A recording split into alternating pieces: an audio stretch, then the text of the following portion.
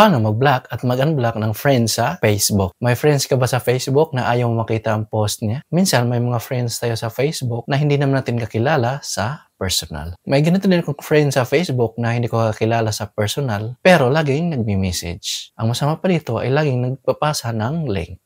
At kahit tumanggi na ako sa ino-offer niya, ay patuloy pa rin nagme-message. Hanggang sa nagsawa na ako, ang ginawa ko na lang ay blinak. May isang tanong din ako na natanggap. Ang tanong niya ay kung saan daw yung makikita ang list ng naka-block at paano daw i-unblock or paano tanggalin sa blacklist. At tinanong ko kung bakit daw niya i-unblock, ang sabi niya ay napatawad na daw niya yung tao na yon sa ginawa niya. Kaya daw na binlock kasi na-scam daw siya noon. Pero sa katagalan ay napatawad daw niya at kailangan daw niyang i-unblock. Kaya kung gusto mong malaman, panoorin mo ang video na to. Pero bago ang lahat, kung nagustuhan mo ganitong video, ay huwag mo kong kalimutang i-follow para maging updated ka sa mga bago kong video. Una, punta tayo ng Facebook apps. Ayan, kung sa Facebook na tayo, dito sa search bar, i-type lang natin dito ang pangalan na gusto nating i-block. Halimbawa si Brian Sides. Search. Ayan, so Brian Sides. Ayan, tignan natin yung profile niya. Then, dito sa katabi ng message, yung may tatlong tuldok, pindutin lang to.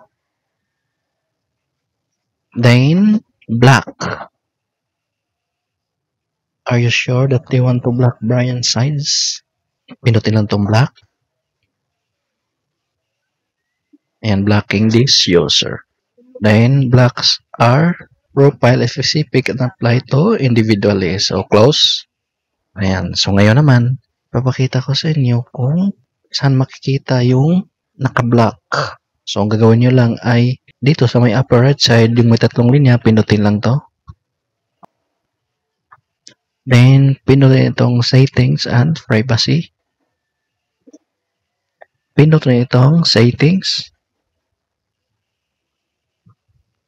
Then, scroll up.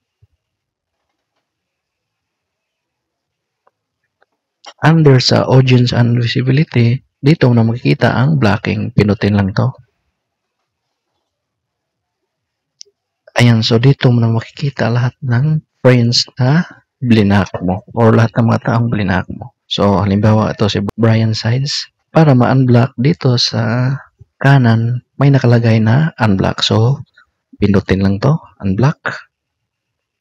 Nakalagay dito ay, if you unblock Brian, he may be able to see your timeline or contact you depending on your settings. You'll have to wait 48 hours if you want to block Brian again. So, ibig sabihin nito, once na in-unblock mo siya, mag-aantay ka muna ng 48 hours bago mo siya ma-block uli. Ayan, then si-unblock lang natin. Ayan, so naka-unblock na siya. Then ngayon naman, titignan natin yung profile niya. Ayan, so nakikita natin siya uli. So tignan natin or susubukan natin i-block uli. Then block. Then block. Ayan, so nakalagay dito, you cannot block someone within 48 hours of unblocking them. So ito yung sinasabi ko na kailangan mag-antay ng 48 hours. So ganoon lang kadali, paano mag-block at mag-unblock ng friends. Kung nagustuhan mo ang video na to, huwag kalimutang mag-like, subscribe, at hit notification bell para updated ka sa mga bago kong video.